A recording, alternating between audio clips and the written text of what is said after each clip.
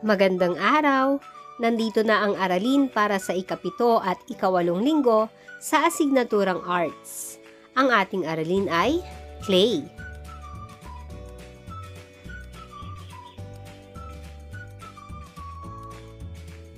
Ang mga likhang sining na inyong nakikita sa larawan ay mga halimbawa ng 3-dimensional na likhang sining. Maraming bagay ang maaaring gamitin upang makalikha ng isang tao o robot. Ilan dito ay ang mga karton, papel o recycled materials mula sa ating kapaligiran.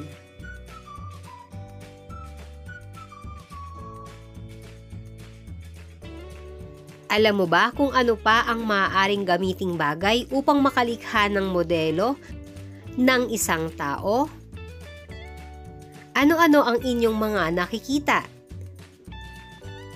Tama, ang mga ito ay mga clay. Alam mo ba kung ano ang clay? Saan ito ginagamit? Ano ang maaaring gamitin upang makagawa ng isang malikhaing sining?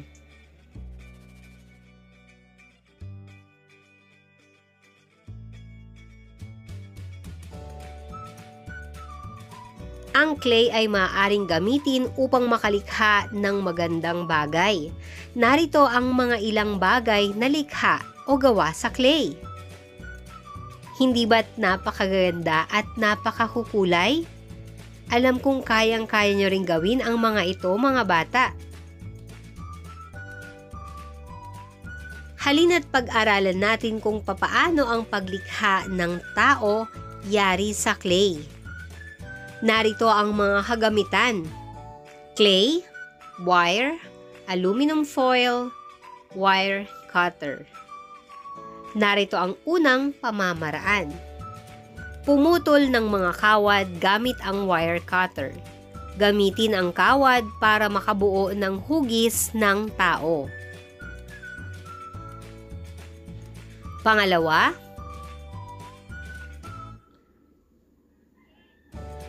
gumawa ng hugis bola sa pamamagitan ng aluminum foil at ilagay ito sa kawad upang maging suporta sa mga malalaking parte ng iyong modelo. Ito ay maaaring gamitin bilang ulo, torso, kamay at paa.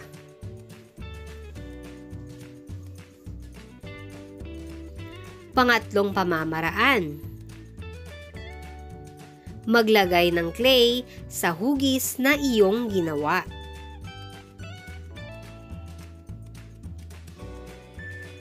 Pang-apat, ayusin ang clay sa mga kawad at aluminum foil at nang sa ganon ay hindi ito makikita. Ihugis ang mga parte ng katawan at mukha. Hindi ba't napakadali lang gumawa ng hugis tao na yari sa clay? Para sa ating pagsasanay, punan ng angkop na salita ang pangungusap upang makabuo ng makabuluhang talata tungkol sa aralin. Piliin sa loob ng kahon sa ibaba ang tamang sagot.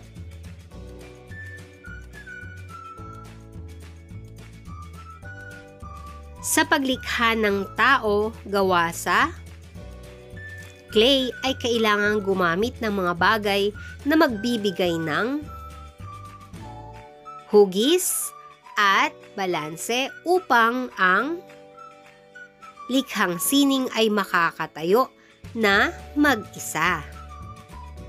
Hanggang dito na lang ang ating maikling aralin para sa araw na ito. Maraming salamat sa pakikinig, mga bata. Hanggang sa muli, paalam!